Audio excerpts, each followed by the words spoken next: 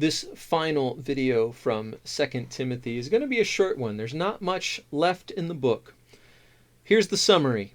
Because following Jesus involves risk and tension, Paul encourages us to look at his faithful endurance as an example to strive toward. Take a look. Paul closes the letter by reminding Timothy that he's probably not going to make it out of prison alive. So he asks Timothy to come as soon as possible before winter. He doesn't want to freeze in his cell, and so he's going to need his heavy coat that he had to leave behind. And also, could Timothy please bring those personal documents that he left in Troas, likely when he got arrested. He also mentions Alexander, who's an especially dangerous man that Timothy should avoid.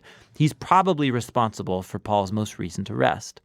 Paul concludes by mentioning how nearly everyone's abandoned him in prison, and his only source of comfort now is the personal presence of Jesus, who stands with him and will deliver him even if he dies. And so the letter ends. The letter of 2 Timothy stands as a reminder that Paul's very influential life and mission were marked by persistent challenge and suffering and struggle. Following Jesus involves risk and sacrifice. It means inviting tension and discomfort into your life. And these things are not a sign of Jesus' absence. Rather, as Paul discovered with generations of Christians after him, that precisely in those dark and difficult moments, Jesus' love and faithfulness can become the most tangible and real. And that's what 2 Timothy, Paul's final letter, is all about. Before we jump into the material that the Bible Project has covered here, let's take a look at chapter 4, verses 6 through 8. And if you don't have your Bible open yet, now would be a good time to pause and open up. Because at the end of all of Paul's writings, here is going to be the summary he gives at the end of his life. For I am already being poured out as a drink offering, and the time of my departure is come. I have fought the good fight. I have finished the race. I have kept the faith.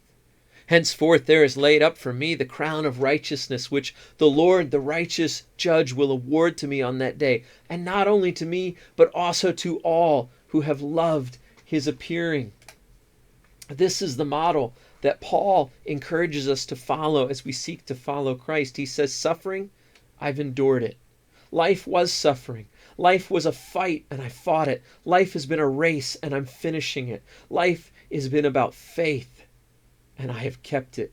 My faith is intact as I face these final days. My hope in Jesus is steadfast. I entrust myself to him, the righteous judge.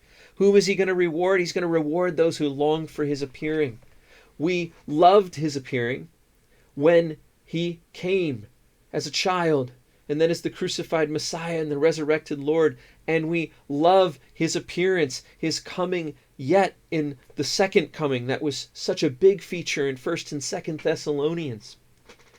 Now, as he moves forward and he begins to talk about these details here that the Bible Project covered, you'll note that while he hopes for eternity, as we should, he is still longing for personal companionship. Please, Timothy, come soon. I want to see you. I want to know the companionship of my brother. And he's still hurt by Christians who betrayed him, as are we.